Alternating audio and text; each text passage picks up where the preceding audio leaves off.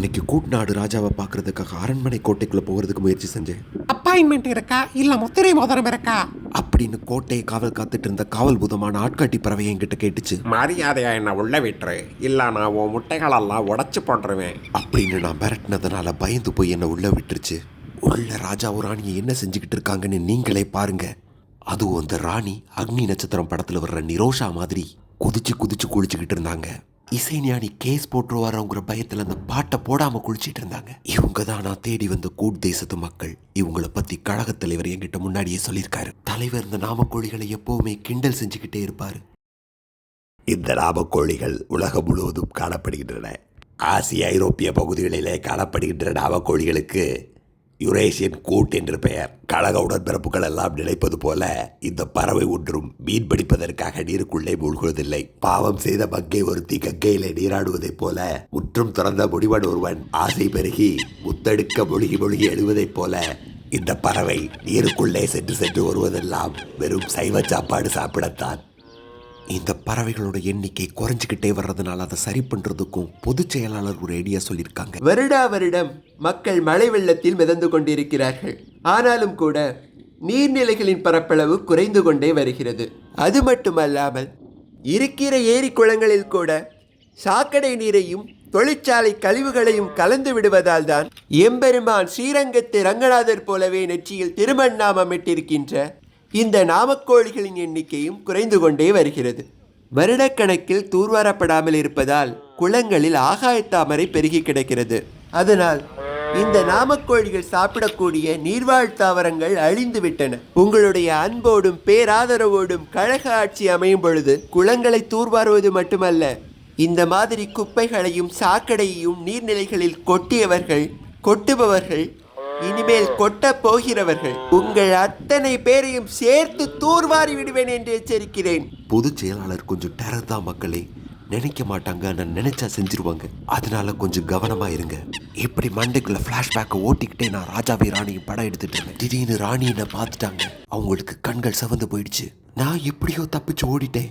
ஆனா அனுமதி இல்லாம அந்த புறத்துக்குள்ள ஆள விட்டதுனால அந்த காவல்கார தம்பி மாட்டிக்கிட்டான். அவனை பார்த்து ராணி, என்னம்மா இப்படி பண்றீங்களேம்மா, போலீஸா கூப்பிடுவேன் அப்படின்னு மிரட்டுறதை தான் நீங்க பார்த்துட்டு இருக்கீங்க.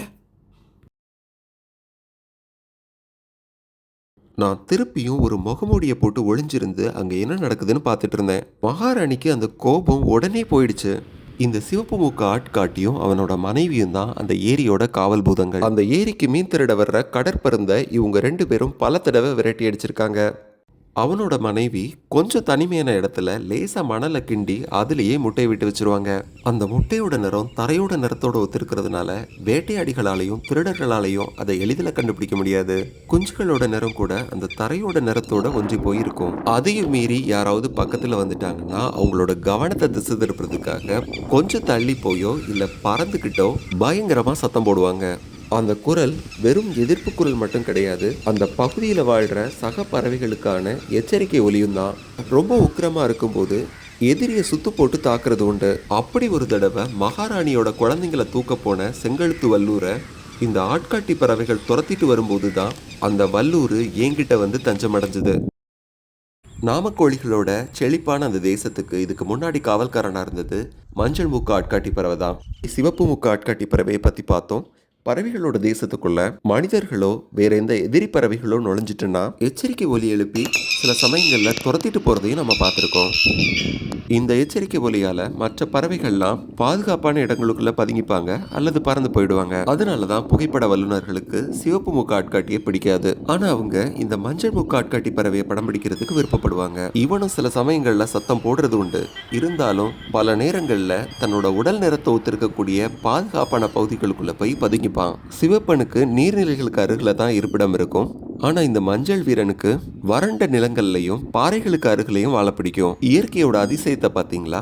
அந்த சிவப்பு மூக்கு ஆட்காட்டிக்கு எச்சரிக்கை கொடுக்கறதுக்காக அப்படி ஒரு பளிச்சுன்னு சிவப்பு நிறம். இந்த மஞ்சள் மூக்கு தொப்பி மண்டையனுக்கு வறண்ட நிலங்கள்ல இருக்கிற பாறைகளோட ஒத்திருக்கிற மாதிரி பழுப்பு சாம்பல் கலந்த உடல் நிறமும் அந்த இடத்துல வளரக்கூடிய வறண்ட தாவரங்களோட வெளிர் மஞ்சள் நிற மூக்கும். இவனோட பெண் பறவையும் திறந்த வெளிகளில் தான் முட்டைகளை வைப்பா. அப்பப்போ ஈர நிலங்களுக்கு வந்து புழு பூச்சிகளை சாப்பிட்டுட்டு போகிறதோட தன்னோட ரெக்கைகளையும் வயிற்று பகுதியும் நனைச்சிட்டு போய் தன்னோட முட்டைகளை ஈரமாக்கி வெப்பநிலையை சீராக வச்சுக்கிறாங்க. எதிரிகள் கிட்ட ஓடி ஒளிறதுனாலையும் தங்களோட பிரதான எதிரியான மனிதர்களுக்கு இவனை பிடிச்சிருக்கிறதுனாலையும் தான் நாமக்கோழிகளோட அரசி இவனை மாத்திட்டு சிவப்பனை காவலாளியா போட்டாங்க. எல்ஐசி மெரினா பீச் மாதிரியே சென்னையோட முக்கியமான அடையாளங்களில் ஒன்று இந்த பள்ளிக்கரணை குப்பைமேடு. தமிழ்நாட்டில் இருக்கிற சில குன்றுகளோட உயரத்தை விட இந்த குப்பை மலையோட உயரம் அதிகமாக இருக்கும்னு நினைக்கிறேன். இந்த மலையை கட்டினதே சென்னை கார்பரேஷன் தாங்கிறதும் இன்னும் வரைக்கும் அறிவியல் பூர்வமாக இந்த குப்பைகளை சிதைக்க முடியலைங்கிறதும் எனக்கு ஒரு பக்கம் ஆச்சரியமா இருந்தாலும் அதை விட பெரிய அதிசயமா இருந்தது என்னன்னா, கொமட்டி எடுக்கிற அந்த துர்நாற்றத்துக்கு சுற்று வட்டார மக்களும் ஐடி எம்ப்ளாயிஸும் எப்படி பழகினாங்கிறது தான்.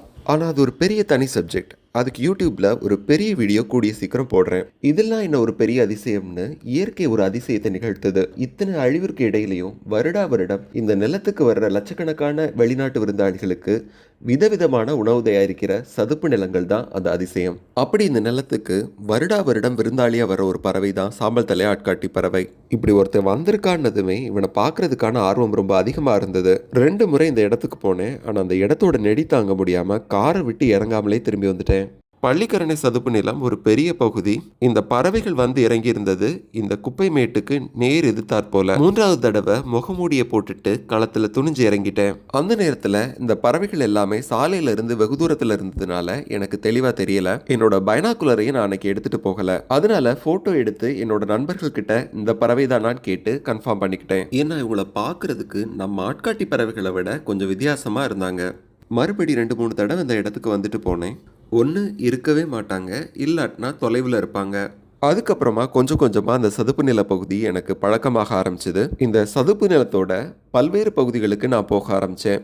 நண்பர் ஒருத்தர் மூலமாக அறிமுகமான ஒரு பகுதியில் இருந்து தான் இந்த பறவையை மிக அருகில் இருந்து பார்க்குற வாய்ப்பு கிடைச்சிது. இவன் சைனா, ஜப்பான் மாதிரியான நாடுகள்ல இருந்து தமிழ்நாட்டுக்கு வலசை வர்றான். நம்ம நாட்டு ஆட்காட்டி பறவைகளை விட கொஞ்சம் குண்டா தான் இருக்கிறான். அதிக தூரம் பயணம் செய்ய வேண்டியிருக்கிறதுனால உடம்புல கொழுப்பு தேக்கி வைக்க வேண்டிய தேவை இருக்கலாம். நம்ம ஊர் ஆட்காட்டி பறவைகளை மாதிரி அதிகமாக சத்தம் போடுறதில்ல.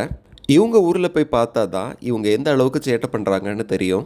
விருந்துக்கு வந்த இடத்துல எதுக்கு வம்புன்னு ஒருவேளை அமைதியாக இருந்தாலும் இருக்கலாம். சொந்த நாட்டில் மட்டும்தான் இனப்பெருக்கம் நடக்கும். இங்கே இனப்பெருக்கம் எதுவும் செய்கிறதில்ல. ஆனால் ஒன்று, இவங்களுக்கு எச்சரிக்கை உணர்வு ரொம்ப அதிகமாக இருக்குது. பறவைகளோட சத்தம் உட்பட ஒவ்வொரு சத்தத்தையுமே இவங்க கொஞ்சம் உன்னிப்பாக கவனிச்சு கேட்குறாங்க. இவங்களோட நிறம் சதுப்பு நிலத்தோட நீலம் கலந்த சாம்பல் நிறத்தோட ஒன்றி போயிருக்கு. தமிழ்நாட்டோட வேறெந்த பகுதிகளுக்கெல்லாம் இவங்க வலசை வர்றாங்கன்னு தெரியல.